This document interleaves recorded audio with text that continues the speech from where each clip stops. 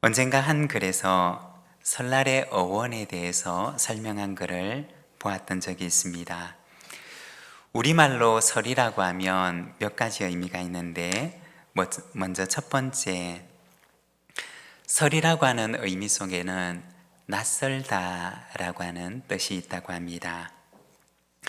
처음으로 마주 대하는 새해가 낯설어서 설이라고 이야기를 한다고 합니다. 그리고 두 번째는 시작한다 라는 의미가 있는데, 예전에는 이 선다라고 하는 말 속에 시작한다 라고 하는 의미가 있었다고 합니다. 그래서 한 해를 새롭게 시작하는 날이라고 해서 선날, 설날이라고 이야기를 하게 되었다고 합니다. 그리고 세 번째는 조심하다라고 하는 의미가 있는데, 새해를 시작하면서 삼가하고 조심하며 시작한다라는 의미로 설날이라고 한다고 합니다. 그런데 언젠가 우리 교회 권사님으로부터 재미있는 이야기를 들은 적이 있습니다. 설날이라고 하는 것은 주님 앞에 설날이기 때문에 설날이라고 한다는 이야기를 들은 기억이 있습니다.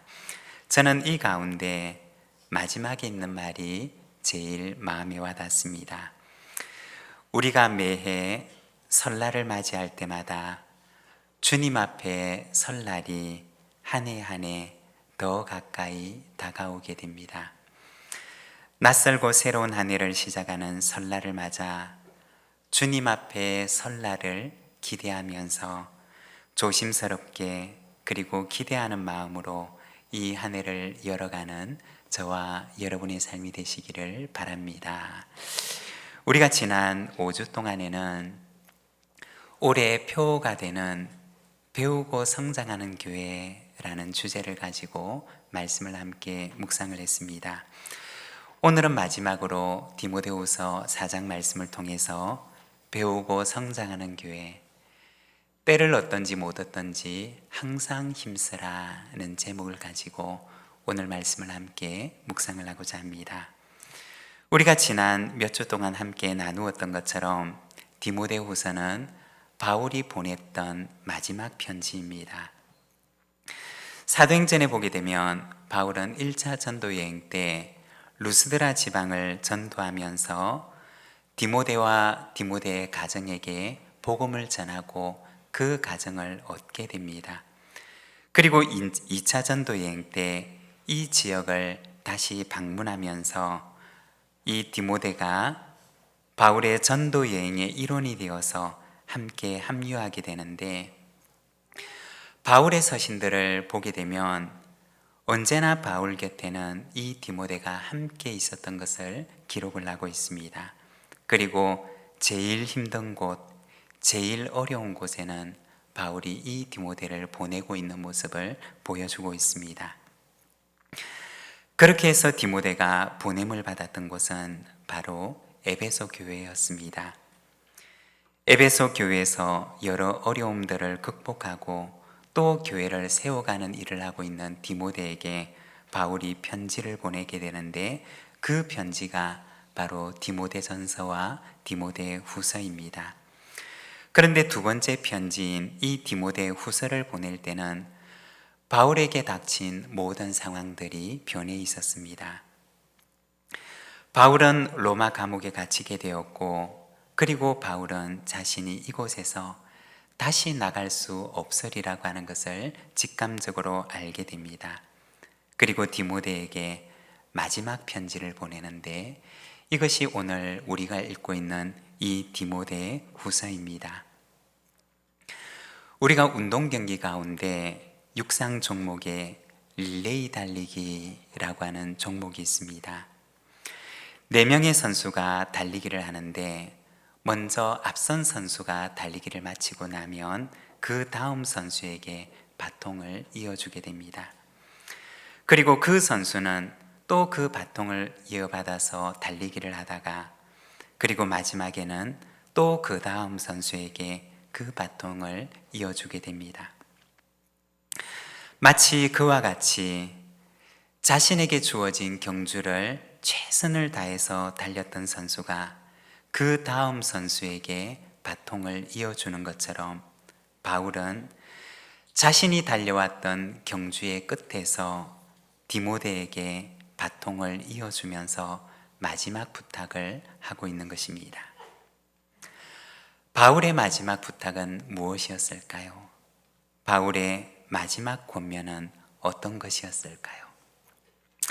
먼저 첫 번째로 바울의 마지막 부탁은 때를 얻든지 못 얻든지 너는 말씀을 전파하라 고 하는 것이었습니다. 우리 1절과 2절의 말씀을 자막을 보면서 함께 봉독하겠습니다. 하나님 앞과 살아있는 자와 죽은 자를 심판하실 그리스도 예수 앞에서 그가 나타나실 것과 그의 나라를 두고 엄히 명하노니 너는 말씀을 전파하라. 때를 얻든지 못 얻든지 항상 힘쓰라. 범사의 오래 참음과 가르침으로 경책하며 경계하며 권하라.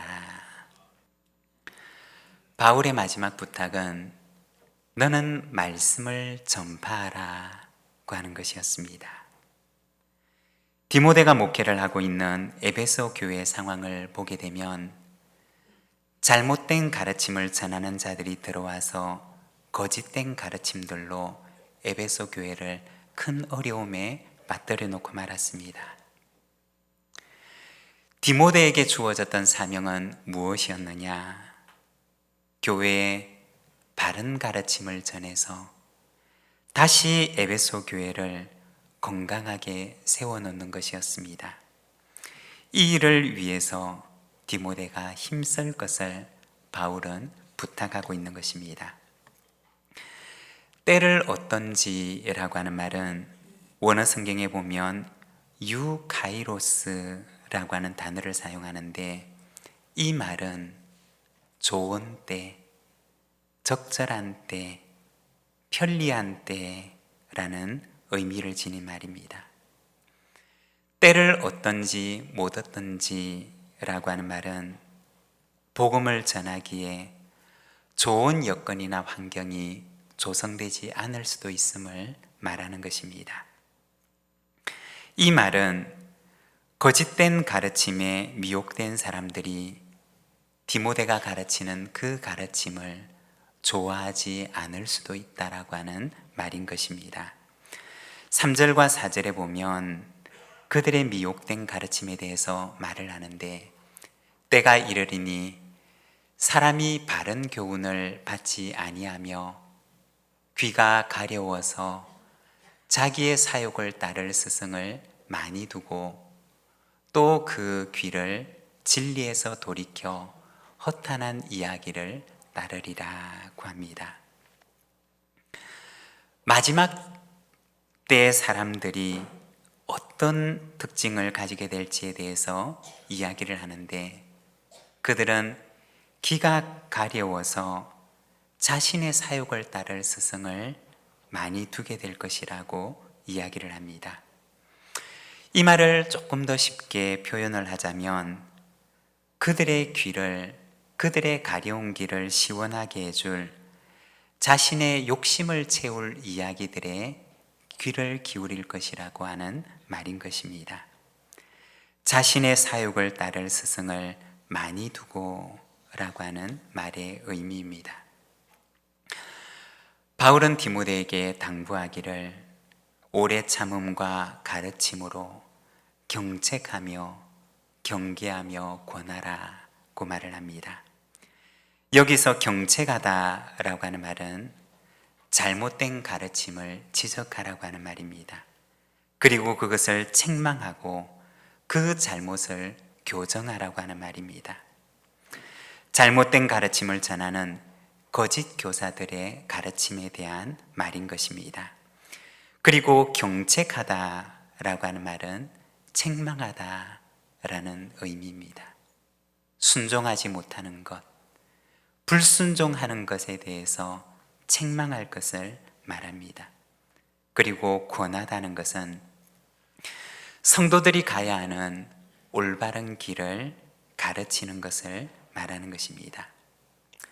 이처럼 바울은 디모데에게 당부하기를 거짓된 가르침을 전하는 거짓된 교사들의 잘못된 가르침으로부터 그들의 잘못된 것에 대해서 말하고 그리고 그것을 책망하고 바르게 잡을 것을 권면하면서 또한 에베소 교회 성도들을 향해서는 그들의 순종하지 못하는 것을 책망하고 또 그들이 가야 하는 바른 길을 그들에게 제시하고 그들에게 가르치고 인도할 것을 말하고 있는 것입니다. 왜냐하면 그것이 바로 주님께서 디모데에게 주신 직무이기 때문이고 주님 앞에 서게 되는 그날이 오게 되면 하나님께서 그 직무에 대한 책임을 그에게 물으실 것이기 때문이라고 하는 것입니다. 5절에 보면 그러나 너는 모든 일에 신중하며 고난을 받으며 전도자의 일을 하며 내 직무를 다하라고 권면을 하고 있습니다. 여기서 신중하다라고 하는 말은 너도 조심하라고 하는 말입니다. 그리고 고난을 받는다라고 하는 말은 원래 의미가 고난을 견디라고 하는 의미입니다. 비록 고난이 있을지라도 너는 그것을 견디라고 하는 말입니다. 그리고 내 직무를 다하라고 말하는데 이것은 하나님께서 이 일을 너에게 맡기셨다라고 하는 의미입니다. 디모데후서 3장 16절과 17절의 말씀을 보면 성경의 기록 목적에 대해서 말씀을 합니다. 디모데후서 말씀을 보면 모든 성경은 하나님의 감동으로 된 것으로 교훈과 책망과 바르게 함과 의로 교육하기에 유익하니 이는 하나님의 사람으로 온전하게 하며 모든 선한 일을 행할 능력을 갖추게 하려 함이라고 말씀을 합니다. 디모데에게 맡겨진 직무가 무엇이었느냐?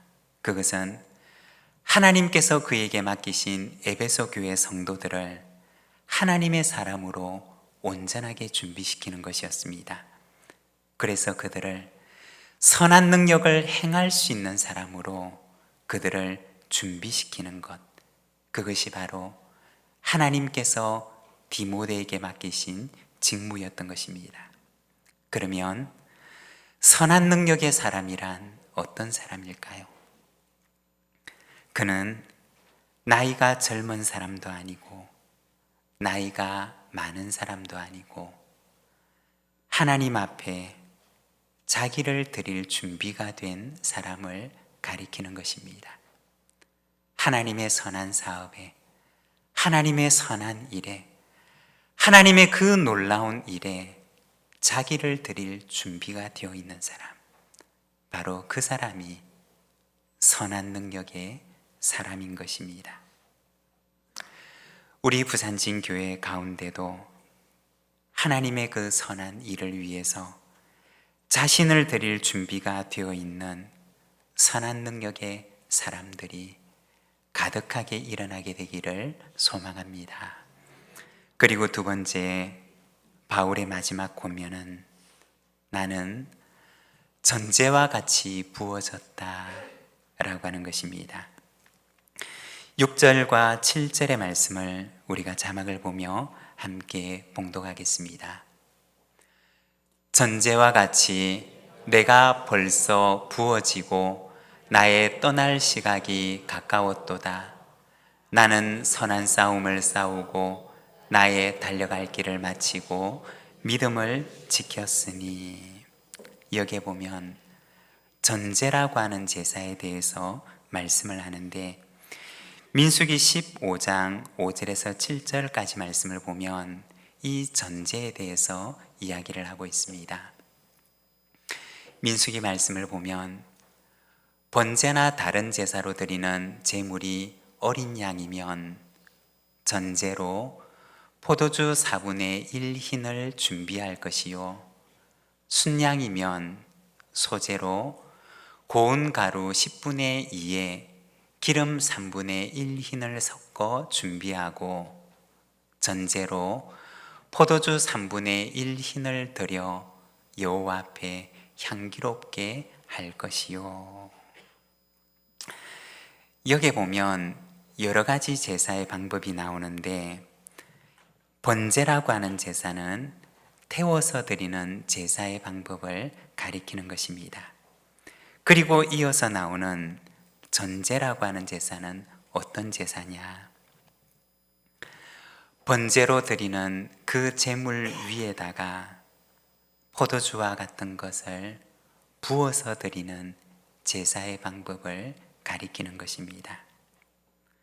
포도주 4분의 1 흰이라고 하면 오늘날의 단위로 환산을 하면 포도주 1리터를 가리키는 것입니다.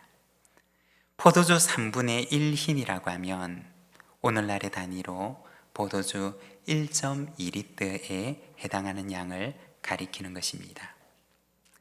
사도 바울은 자신의 인생을 전제에 비유를 하는데, 하나님의 제단 위에 부어드리는, 그리고 그 제물 위에 부어드리는 전제 자신을 비유합니다. 6절의 말씀을 보게 되면 전제와 같이 내가 벌써 부어지고 나의 떠날 시각이 가까웠습니다 라고 고백을 합니다. 마치 모래시계 안에 있는 모래가 다 흘러내려가 버린 것처럼, 그리고 제단 위에 부어드리는 그 전제와도 같이 자신의 모든 인생이 하나님의 제단 위에 이미 부어졌음을 말하는 것입니다. 우리가 이 말씀에서 잠깐 생각을 해보면, 어떤 이는 자신의 인생의 대부분을 헛된 곳에다가 쏟아붓고 나머지 남아있는 끄트머리의 몇 방울을 제단 위에 붓고자 하는 이도 있을 것입니다. 또 어떤 이는 주님을 만난 이후에 자신의 인생의 대부분을 온전한 전제와도 같이 하나님의 제단 위에 부어던 이도 있을 것입니다. 바울은 어떠하였느냐? 주님을 만난 이후로 주님 안에서 고귀한 가치를 깨닫고 자신의 인생의 모든 것들을 그 제단 위에 남김없이 부어드렸던 것입니다. 벌써 부어졌다 라고 하는 말은 다 부어지고 이제는 남은 것이 없음을 가리키는 말입니다. 그리고 7절에 나는 선한 싸움을 싸우고 나의 달려갈 길을 마치고 믿음을 지켰으니 라고 고백을 합니다. 여기서 싸움을 싸우다 라고 하는 말은 그 당시의 경기 가운데 마라톤과 같은 경주를 말하는 것입니다. 그는 나의 달려갈 길을 마치고 믿음을 지켰다 라고 고백을 합니다. 그에게 주어진 모든 코스를 그는 다 완주했고 이 경주를 끝낼 때까지 그는 믿음으로 달렸음을 말하고 있는 것입니다. 여러분, 언젠가 우리도 바울과 같이 이러한 고백을 하게 되는 순간이 오게 될 것입니다. 전제와도 같이 이제는 저의 인생이 벌써 이미 다 부어졌습니다 라고 고백하는 순간이 오게 될 것입니다. 부디 소망하기는 저와 여러분의 인생이 헛된 곳에 부어들인 인생이 아니라 주님의 제단 위에 값지고 귀한 곳에 부어들인 후회 없는 아름다운 인생이 되기를 소망합니다. 그리고 세 번째는 의의 면류관이 예비되었다 라고 고백을 합니다. 8절의 말씀을 함께 봉독하겠습니다.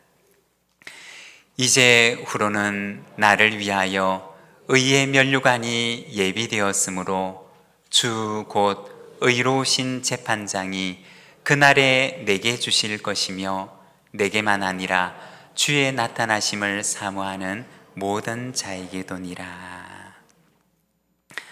바울은 고백하기를 전제와도 같이 자신의 모든 것을 부어드린 자기를 위해, 그리고 선한 싸움을 마치고 믿음의 경주를 끝까지 달린 자신을 위해서 의로우신 재판장께서는 의의 면류관을 예비하고 그 길 끝에 그의 머리에 씌워 주실 것을 확신하며 그는 믿음으로 고백을 합니다.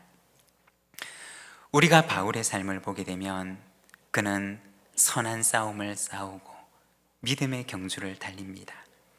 그러나 이로 인해서 그는 많은 재판정 앞에 서야만 했습니다. 그러나 그 재판의 결과 그는 불이하고 억울한 판결을 받았던 때가 참으로 많이 있었습니다.